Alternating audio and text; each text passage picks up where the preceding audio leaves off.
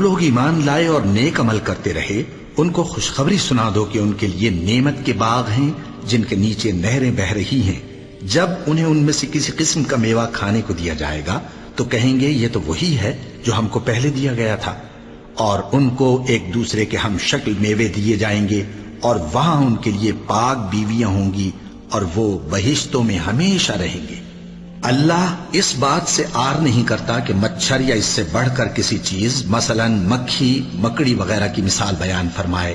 اب جو مومن ہیں وہ یقین کرتے ہیں کہ وہ ان کے پروردگار کی طرف سے سچ ہے، اور جو کافر ہیں وہ کہتے ہیں کہ اس مثال سے اللہ کی مراد ہی کیا ہے.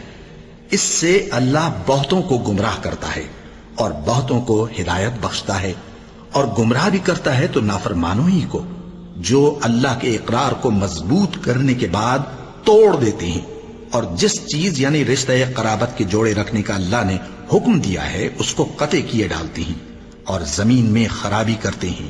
یہی لوگ نقصان اٹھانے والے ہیں. کافرو، تم اللہ سے کیوں کر منکر ہو سکتے ہو؟ جس حال میں کہ تم بے جان تھے تو اس نے تم کو جان بخشی، پھر وہی تم کو مارتا ہے، پھر وہی تم کو زندہ کرے گا، پھر تم اسی کی طرف لوٹائے جاؤ گے.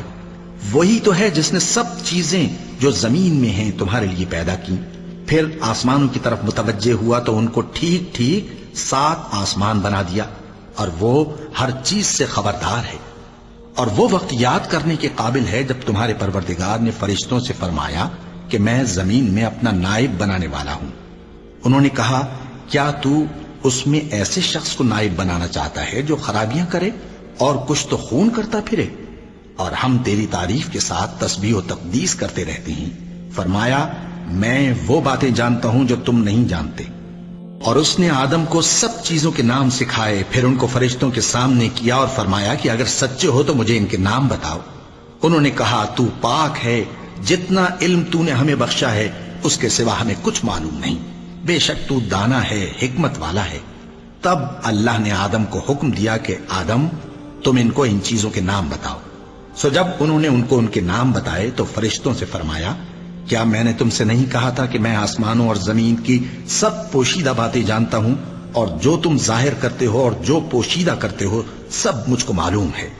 اور جب ہم نے فرشتوں کو حکم دیا کہ آدم کے آگے سجدہ کرو تو وہ سب سجدے میں گر پڑے مگر شیطان نے انکار کیا اور غرور میں آ کر کافر بن گیا.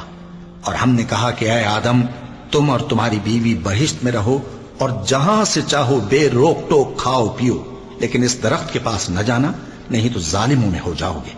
پھر شیطان نے دونوں کو اس درخت کے بارے میں پھسلا دیا اور جس عیش و نشاط میں تھے اس سے ان کو نکلوا دیا. تب ہم نے حکم دیا کہ بہشت بری سے چلے جاؤ، تم ایک دوسرے کے دشمن ہو، اور تمہارے لیے زمین میں ایک وقت تک ٹھکانہ اور معاش مقرر کر دیا گیا ہے.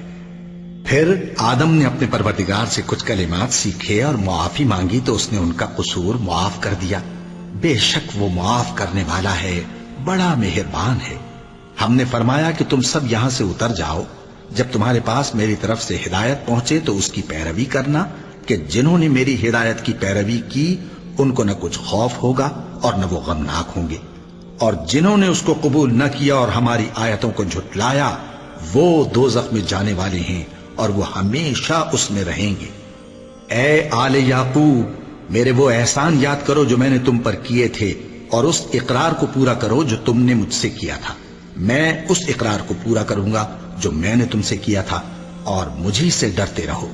اور جو کتاب میں نے اپنے رسول محمد صلی اللہ علیہ وآلہ وسلم پر نازل کی ہے، جو تمہاری کتاب یعنی تورات کو سچا کہتی ہے، اس پر ایمان لاؤ اور اس سے منکر اول نہ بنو، اور میری آیتوں میں تحریف کر کے ان کے بدلے تھوڑی سی قیمت یعنی دنیاوی منفعت نہ حاصل کرو، اور مجھی سے خوف رکھو، اور حق کو باطل کے ساتھ نہ ملاؤ، اور سچی بات کو جان بوجھ کر نہ چھپاؤ، اور نماز پڑھا کرو